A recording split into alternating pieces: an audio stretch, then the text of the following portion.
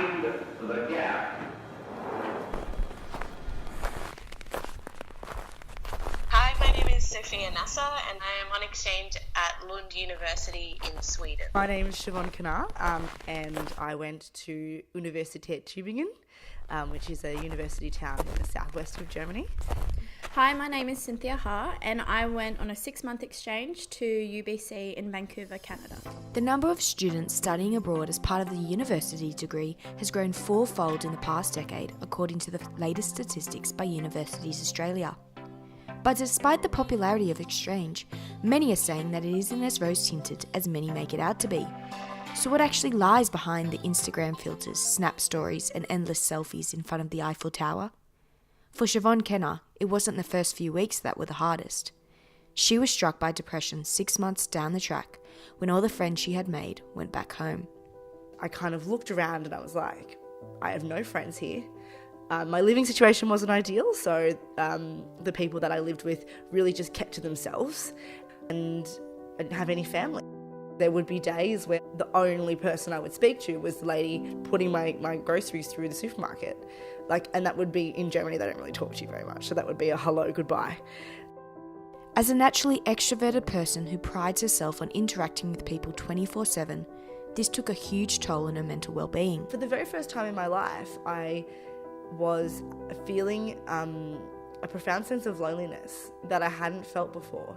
Being someone who has a very strong family network, lots of old good friends, and a job as well, and that really did impact on my mental health. So yeah, huge lack of motivation. I was just not really interested in doing anything. Uni work, my appetite diminished, I just kind of had a bit of a lack of self-confidence, wasn't really feeling that positive, wanting to go out and meet other people.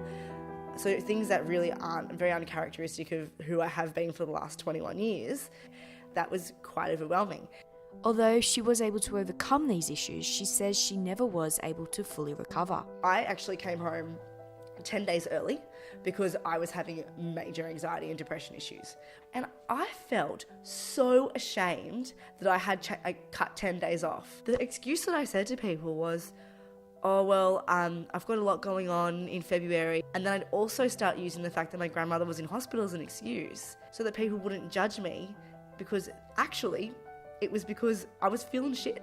But these feelings of depression and loneliness are all too common. In fact, a recent study by the National College Health Assessment found that nearly 70% of students felt lonely over the past year. For Sophia, a naturally introverted person, the first few weeks of exchange were debilitating. Definitely the first 3 weeks, I was I was depressed, very sad. I would cry at least once a day. I felt like I was in the biggest pit, and I would hate my full 6 months. And the first thing I would feel when I woke up was oh, I'm sad. You have this feeling of, I know I need to socialize, I need to go outside to make these friends for these next 6 months, but I felt just very sad and mopey. So I would just want to stay in my room and cry. Many travel enthusiasts are turning a blind eye to the HECS debt crisis as they endeavour to go on a 6-month exchange that is costing them on average $10,000 per semester. Cynthia Ha was working 2 jobs in the lead up to exchange and thought everything was under control. There was a particular event that was costly, and it did take a toll on my finances. Over in Vancouver, I had a skiing accident. I lost control, and basically I twisted my knee in a way that I recently found out I tore my ACL, my ligaments, and that required medical costs. So seeing the doctor, getting an x-ray, seeing the physio a couple of times, that definitely took out maybe even up to $1,000. But when asked about exchange, she admits she only ever talks about how great it was. I think people just completely sweep over the bad and don't want to mention it and think it's all maybe even hush-hush or taboo on the whole exchange experience, because it is so emphasised about what a great opportunity and experience it is, and how lucky one is to go on exchange. So Gen Y, what stories are you hiding?